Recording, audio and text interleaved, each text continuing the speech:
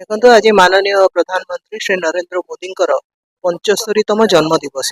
से आम एक पेड़ माँ के नाम ये जो गोटे विप्लव आरंभ होती चारिपटे वृक्षरोपण कार्यक्रम चली आपण मैंने देखिपारे युव वर्ग भितर केते उत्साह समस्त उत्साह सहित ये वृक्षरोपण कले तेणु एक पेड़ माँ के नाम हिसाब से मुझे मो संसदीय क्षेत्र विभिन्न जगह बुली विभिन्न जगह वृक्षरोपण कार्यक्रम करूँ तापरे आउ गोटे मुख्य महिला मान उद्देश्य प्रधानमंत्री नहीं जे सुस्थ नारी सशक्त परिवार ये जो योजना रे निश्चिंत भाव में नारी को किभली पोषण युक्त खाद्य मिल महिलाटी किपरि सुस्थ रहिले समग्र परिवार सुस्थ रहा आगामी दिन में गोटे वैप्लविक योजना हम बोली आम समस्त दृढ़ विश्वास आम स्वच्छ भारत अनुसार माँ साउली पीठ में हिंजिली विधानसभा आम एठारे स्वच्छ भारत पीठ सफा कर देखिले आम सहित आमर विधायक प्रार्थी शिशिर मिश्र महोदय उपस्थित थे जिला सभापति विजय स्वाई उपस्थित थे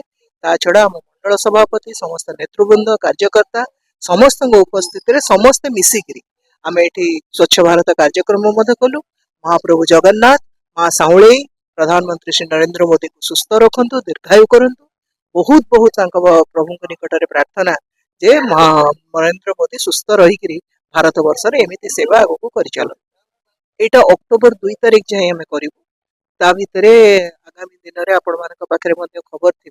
प्रधानमंत्री श्री नरेंद्र मोदी गंजाम गस्त भितर सेटा भी गोटे मुख्य कार्यक्रम रही सेवा पक्ष हिसाब से यहाँ अक्टोबर 2 तारिख जाए पालन कर पवित्र दिन आमर माननीय यशस्वी प्रधानमंत्री श्री नरेंद्र मोदी आज 75तम जन्म दिवस ता सहित आज संक्रांति एवं आज विश्वकर्मा पूजा ये पवित्र दिन में आज जो आमर राज्य तरफ ओडिशा रे 75 लाख प्रधानमंत्री जन्म दिवस उपलक्षे वृक्षरोपण करवार आम जिला सारा आज वृक्षरोपण मो सहित आमर माननीय आस्का सांसद श्रीमती अनिता दर्शन आम पूरा एरिया वृक्षरोपण कलु एवं स्वच्छता कार्यक्रम यार अर्थ है जे आमर माननीय प्रधानमंत्री श्री नरेंद्र मोदी दीर्घ जीवन कामना करने सहित सुस्थ जीवन कामना कर कारण से प्रतिभा देशर जो स्थिति थी संपूर्ण भाव परिवर्तन कर पृथ्वी भारत एक विश्वगुरु होगा आम समस्त भगवान पाखे आशीर्वाद कर बहुत दिन जीवित रुहतु ए देश में जो भाव से सेवा करने इच्छा कर तल स्तर में जनसाधारण को विभिन्न योजना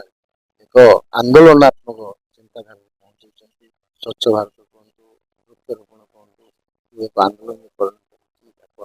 अधिक भाव में चालू एवं समस्त सुख शांति कामना कर कार्यक्रम